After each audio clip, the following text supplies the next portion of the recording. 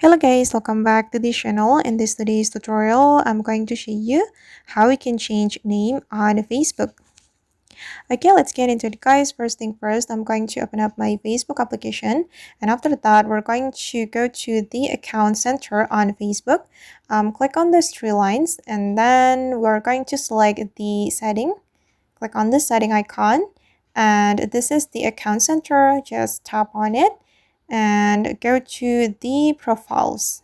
Okay, and since I want to change my Facebook name, I'm going to select the Facebook account and click on name.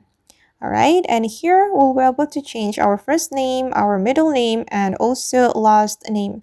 And for instance, I'm going to change my last name just like so, and after that we're going to click on review change. Alright guys, and that's all the way to change Facebook name. I hope this video will be useful for you. Thank you so much for watching, and if you found this tutorial useful, don't forget to like, comment, share, and also subscribe to this channel. See you in the next video.